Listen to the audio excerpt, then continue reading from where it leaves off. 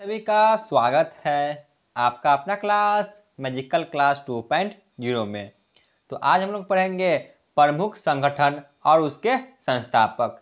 इससे पहले सामाजिक धार्मिक सुधार आंदोलन के जितने भी नेता थे उनके बारे में डिटेल से पढ़ाया जा चुका है। तो आप लोग जाके आधुनिक भारत के इतिहास के प्लेलिस्ट में देख सकते हैं। तो चलिए आज हम लोग देखेंगे जितने भी इन संगठन थे और उनके संस्थापक थे इनके बारे में पढ़ लेंगे। तो चाहे आप किसी भी एग्जाम की तैयारी कर रहे हैं आपको यहाँ से 1 से 2 प्रश्न देखने को जरूर मिलेगा। तो चलिए बिना टाइम वेस्ट किए हुए अपने क्लास को शुरू करते हैं।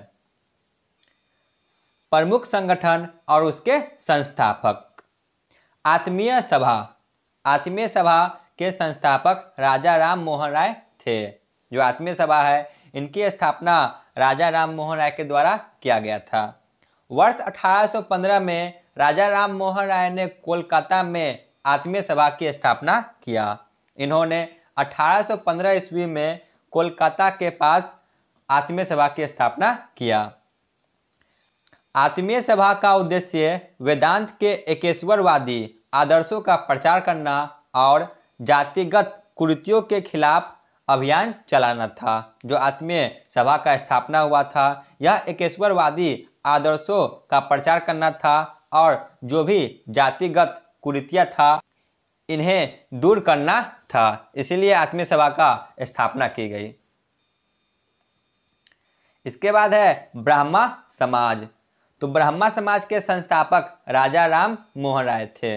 ब्राह्मा समाज और राजा राम मोहन के बारे में डिटेल से पढ़ाया जा चुका है। आप लोग जाके सामाजिक धार्मिक सुधार आंदोलन में देख सकते हैं।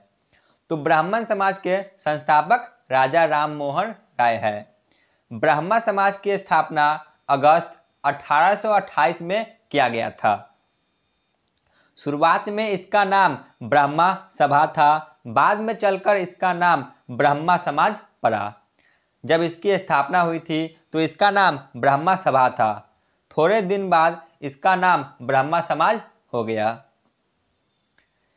इस सभा का भी मुख्य उद्देश्य जाति व्यवस्था की कुरीतियों को दूर करना था। जो उस समय भारतीय इतिहास में जो कुरीतियां थी इसे दूर करना था, जैसे कि सती प्रथा, बाल विवाह प्रथा, श्रम प्रथा, इन सभी को दूर करना था। इसके बाद है परमहंस मंडली, मोस्ट वीवीआई। परमहंस मंडली के संस्थापक आत्माराम पांडुरंग और ददोबा पांडुरंग थे।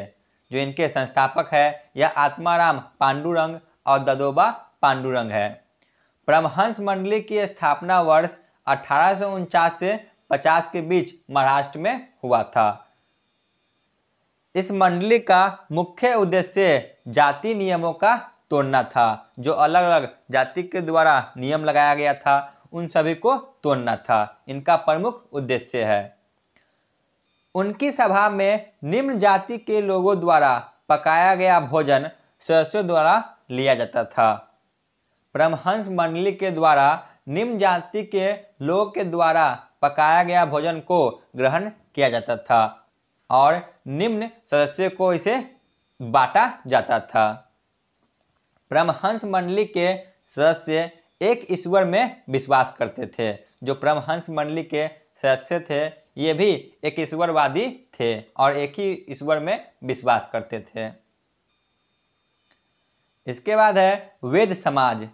वेद समाज के संस्थापक केशव चंद्र सेन और श्रीधरु नायडू है। जो इनके संस्थापक है यह केशव चंद्र सेन और श्रीधरु नायडू है।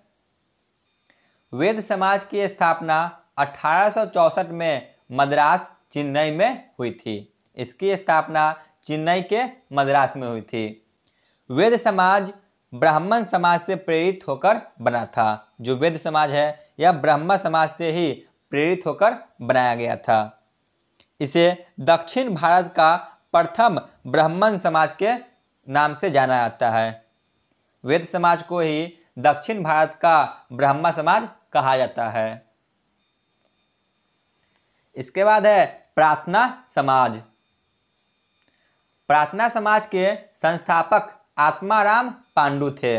जो इनके संस्थापक है यह आत्माराम पांडु है। प्रार्थना समाज की स्थापना 31 मार्च 1867 को मुंबई में की गई। इसकी स्थापना भी मुंबई में ही की गई थी। प्रार्थना समाज ब्रह्मा समाज और आर्य समाज से प्रभावित थे। जो प्रार्थना समाज की स्थापना हुई थी यह ब्रह्मा समाज और आर्य समाज से प्रभावित होकर बना था। इस समाज का प्रमुख उद्देश्य सामाजिक सुधार का प्रचार करना था। ठीक है ना, इसका भी उद्देश्य सामाजिक सुधार व्यवस्था का प्रचार करना था। इसके बाद है आर्य समाज। तो आर्य समाज के संस्थापक स्वामी दयानंद सरस्वती थे। आर्य समाज की स्थापना 1875 में मुंबई में ही की गई थी। इसकी स्थापना भी मुंबई में ही की गई। आर्य समाज एक ईश्वरवादी भारतीय हिंदू सुधार आंदोलन था। जो आर्य समाज है यह भी एक ईश्वरवादी भारतीय हिंदू सुधार आंदोलन है। दयानंद सरस्वती को भारत के मार्टिन लूथर किंग के नाम से जाना जाता है। दयानंद सरस्वती को भारत का मार्टिन लूथर किंग के नाम से जाना जाता है। आर्य समाज के सदस्य एक ईश्वर में ही विश्वास करते थे और मूर्तियों की पूजा को अस्वीकार करते थे। जो आर्य समाज थे यह भी एक ईश्वर में ही विश्वास करते थे तथा मूर्तियों की पूजा को यह अस्वीकार करते थे। वेदों की ओर लौट चलो का नारा दयानंद सरस्वती के द्वारा दिया गया था। चलिए आगे बढ़ते हैं। रामकृष्ण मिशन। रामकृष्ण मिशन की स्थापना स्वामी विवेकानंद के द्वारा 1897 ईस्वी में की गई थी। जो रामकृष्ण मिशन है इसकी स्थापना स्वामी विवेकानंद के द्वारा की गई थी। रामकृष्ण मिशन का मुख्यालय पश्चिम बंगाल के बेलूर मठ में स्थित है। जो पश्चिम बंगाल के बेलूर मठ है यहीं पे इसका मुख्यालय स्थित है। रामकृष्ण परमहंस स्वामी विवेकानंद के गुरु थे और इन्हीं के नाम पर रामकृष्ण मिशन की स्थापना की गई थी।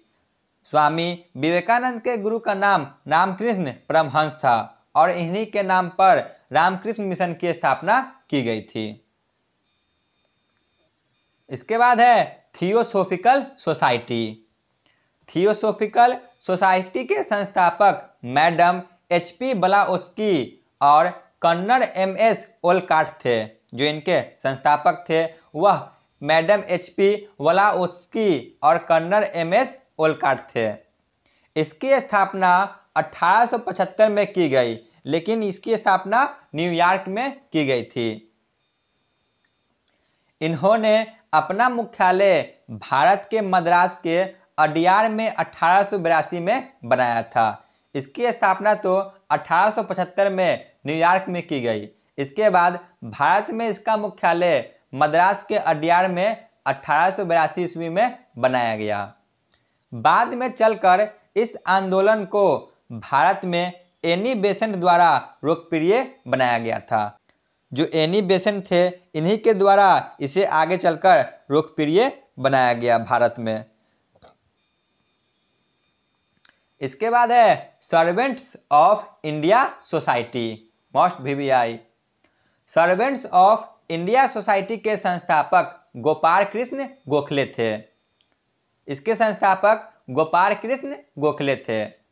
सर्वेंट्स ऑफ इंडिया सोसाइटी की स्थापना 1905 ईस्वी में की गई थी। गोपाल कृष्ण गोखले महात्मा गांधी के राजनीतिक गुरु थे। जो गोपाल कृष्ण गोखले थे यह महात्मा गांधी के राजनीतिक गुरु के रूप में साबित हुए। इस समिति का प्रमुख उद्देश्य विभिन्न जातियों और धर्म को एकजुट करना था। इनका प्रमुख उद्देश्य विभिन्न जातियों और धर्मों को एक साथ मिलाना था। इसके बाद है शारदा सदन। तो शारदा सदन की स्थापना पंडिता रामाबाई के द्वारा की गई थी। इसकी स्थापना पंडिता रामाबाई के द्वारा की गई। शारदा सदन की स्थापना 1889 में मुंबई में की गई थी और इस सदन में विधवा आश्रम के लिए कार्य किया जाता था। जो शारदा सदन है इसमें विधवा आश्रम के रूप में कार्य किया गया और इसकी स्थापना मुंबई में पंडिता रामाबाई के द्वारा किया गया था। इसके बाद है तत्वबोधिनी सभा। तत्वबोधिनी सभा के संस्थापक देवेंद्रनाथ टैगोर थे।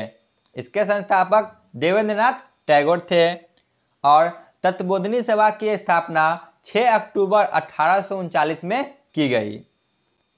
प्रारंभ में इसका नाम तत्वरंजनी सभा था। आगे चलकर इसका नाम बदलकर तत्वबोधिनी सभा कर दिया गया। शुरुआत में तो इसका नाम तत्वरंजनी सभा था, आगे चलकर इसका नाम तत्वबोधिनी सभा किया गया। इस सभा का प्रमुख उद्देश्य वेदांत और उपनिषदों पर आधारित हिंदू धर्म को बढ़ावा देना था। इनका यही प्रमुख उद्देश्य था कि वेदांत और उपनिषदों पर आधारित हिंदू धर्म को बढ़ावा दिया जाए। इसके बाद है सत्यशोधक समाज। सत्यशोधक समाज की स्थापना 24 सितंबर 1873 को ज्योतिबा फुले के द्वारा किया गया था। इस समाज की स्थापना पुणे महाराष्ट्र में की गई थी और यह एक सुधारवादी समाज था जिसने शिक्षा को बढ़ावा दिया। जो सत्यशोधक समाज है यह एक सुधारवादी समाज के रूप में उभरा और इसने शिक्षा को बढ़ावा दिया और इसी के साथ इसने अन्य वर्गों को सामाजिक अधिकारों, अन्याय और राजनीतिक पहुंच को बढ़ावा दिया। इस समाज का प्राथमिक ध्यान महाराष्ट्र में दलितों, क्षुद्रों और महिलाओं के उत्थान और समर्थन पर था। इसका ज़्यादातर प्रभाव तो महाराष्ट्र में ही देखने को मिला और यहाँ के दलितों, क्षुद्रों और महिलाओं को उत्थान और समर्थन में लगाया गया। चलिए देख लेते हैं महत्वपूर्ण तथ्य जो डायरेक्ट एग्जाम में पूछे जाते हैं। एक जाति, एक धर्म, एक ईश्वर का संदेश नारायण गुरु के द्वारा दिया गया था। एक जाति, एक धर्म और एक ईश्वर का संदेश नारायण गुरु के द्वारा दिया गया था। पश्चिम भारत के पुनः जागरण का जनक एमजी राणा डे को कहा जाता है। ठीक है ना, एमजी राणा डे को पश्चिम भारत के पुनः जागरण के अग्रदूत के नाम से जाना जाता है। विधवा पुनर्विवाह अधिनियम के प्रणेता ईश्वरचंद्र विद्यासागर थे। ये सभी एक लाइनर प्रश्न है जो एग्जाम में सीधे पूछे जाते हैं। आर्य महिला सभा की स्थापना पंडिता रामाबाई के द्वारा की गई थी। ठीक है ना, आर्य महिला सभा की स्थापना पंडिता रामाबाई के द्वारा की गई। शिशु हत्या पर प्रतिबंध लॉर्ड वेलेजली के द्वारा लागू किया गया था। सती प्रथा पर प्रतिबंध लॉर्ड विलियम बेंटिक के द्वारा 1829 में लागू किया गया। दास प्रथा पर प्रतिबंध लॉर्ड एलनबरो के द्वारा 1843 में लागू किया गया था और विधवा पुनर्विवाह अधिनियम 1856 में लॉर्ड कैनिंग के समर्थन से लाया गया था जो कि ईश्वरचंद्र विद्यासागर लाए थे। ठीक है ना, एक बार और रिवीजन कर लेते हैं। शिशु हत्या पर प्रतिबंध लॉर्ड वेलेजली के द्वारा लाया गया। सती प्रथा पर प्रतिबंध लॉर्ड विलियम बेंटिक के द्वारा लगाया गया और दास प्रथा पर प्रतिबंध लॉर्ड एलनबरो के द्वारा लगाया गया। विधवा पुनर्विवाह अधिनियम 1856 में लॉर्ड कैनिंग और ईश्वरचंद्र विद्यासागर के द्वारा लागू किया गया। शारदा एक्ट अधिनियम 1929 में लॉर्ड इरविन के द्वारा लागू किया गया था। शारदा एक्ट विवाह के लिए लड़की की न्यूनतम आयु 14 वर्ष, वही लड़कों की आयु न्यूनतम 18 वर्ष निर्धारित की गई। यह शारदा एक्ट अधिनियम 1929 के द्वारा कहा गया। तो आज का थ्योरी क्लास यहीं पे समाप्त होती है। चलिए चलते हैं प्रीवियस ईयर क्वेश्चन पे। पहला प्रश्न है, आत्मीय सभा के संस्थापक कौन थे? बताइए, आत्मीय सभा के संस्थापक कौन थे? ऑप्शन सी राजा राम मोहन राय। क्वेश्चन नंबर 2, ब्राह्मण समाज की स्थापना किसने किया था? ऑप्शन सी राजा राम मोहन राय ने। क्वेश्चन नंबर 3, परमहंस मंडली की स्थापना कहाँ हुई थी? परमहंस मंडली की स्थापना कहाँ हुई थी? ऑप्शन ए महाराष्ट्र में हुई थी। क्वेश्चन नंबर 4, दक्षिण भारत का ब्रह्मा समाज किसे कहा जाता है? दक्षिण भारत का ब्रह्मा समाज ऑप्शन सी वेद समाज को माना जाता है। क्वेश्चन नंबर 5, प्रार्थना समाज की स्थापना कहाँ हुआ था? बताइए, प्रार्थना समाज की स्थापना कहाँ हुआ था? ऑप्शन बी मुंबई में हुआ था।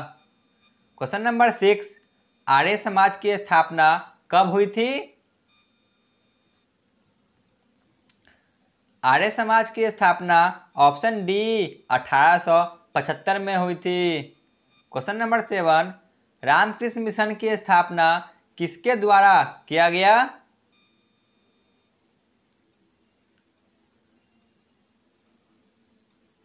ऑप्शन बी स्वामी विवेकानंद के द्वारा। क्वेश्चन नंबर 8, थियोसॉफिकल सोसाइटी की स्थापना कहाँ हुई थी?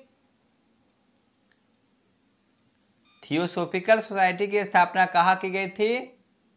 ऑप्शन डी न्यूयॉर्क में। क्वेश्चन नंबर 9, थियोसॉफिकल सोसाइटी को भारत में किसने बढ़ावा दिया था? Option A Annie Besant. Question number 10, Mahatma Gandhi के राजनीतिक गुरु के नाम से किन्हें जाना जाता है? बताइए। ऑप्शन ए गोपाल कृष्ण गोखले को। क्वेश्चन नंबर 11, तत्वबोधिनी सभा की स्थापना कब हुआ था? तत्वबोधिनी सभा की स्थापना कब की गई थी? ऑप्शन डी 1839 में। क्वेश्चन नंबर 12, सत्यशोधक समाज की स्थापना कहाँ हुआ था? ऑप्शन ए पुणे में की गई थी। क्वेश्चन नंबर 13, शिशु हत्या पर प्रतिबंध किनके द्वारा लगाया गया? Option B lord Wellesley. तो चलिए चलते आज के अंतिम प्रश्न पे। विधवा पुनर्विवाह अधिनियम किनके द्वारा लागू किया गया? Option D Lord Canning. इन्हीं के शासनकाल में विधवा पुनर्विवाह अधिनियम लागू किया गया था। तो आज का क्लास यहीं पे समाप्त होती है। आप लोग कमेंट में जरूर बताएं कि आपको यह क्लास कैसा लगा। धन्यवाद।